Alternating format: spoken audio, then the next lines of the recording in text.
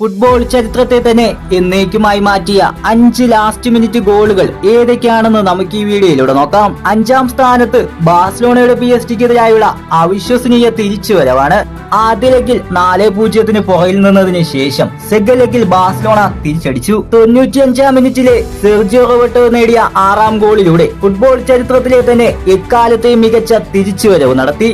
4ാം സ്ഥാനത്ത് 2014 UCL ഫൈനലിൽ Atletico Madrid വിജയിക്കുവാൻ സെക്കൻഡുകൾ മാത്രമായിരുന്നു ബാക്കി. എന്നാൽ 93ാം മിനിറ്റിലെ റാമോസിന്റെ ഹെഡർ ഗോൾ മത്സരം എക്സ്ട്രാ ടൈമിലേക്ക് നീട്ടുകയും തുടർന്ന് മാഡ്രിഡ് കിരീടം ചൂടുകയും ചെയ്തു.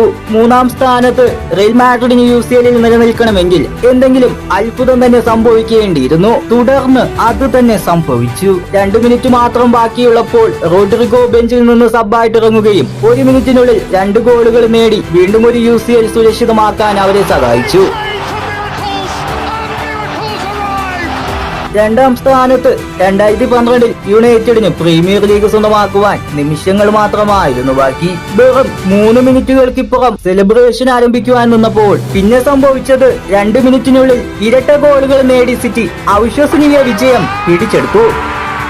1ാം സ്ഥാനത്ത് 1999 ചാമ്പ്യൻസ് ലീഗ് ഫൈനലിൽ 90 മിനിറ്റ് പിന്നിട്ട് പോയും 1-0 പുറകിലായിരുന്നു യുണൈറ്റഡ്. എന്നാൽ തുടർന്ന് 2 മിനിറ്റിനുള്ളിൽ 2 പ്രാവശ്യം വലകുലുക്കി യുണൈറ്റഡ്. അപ്പോൾ നിങ്ങൾക്ക് ഇഷ്ടപ്പെട്ട ചരിത്ര നിമിഷം ഏതാണെന്നൊന്ന് കമന്റ് ചെയ്തേക്ക് ഗായ്സ്.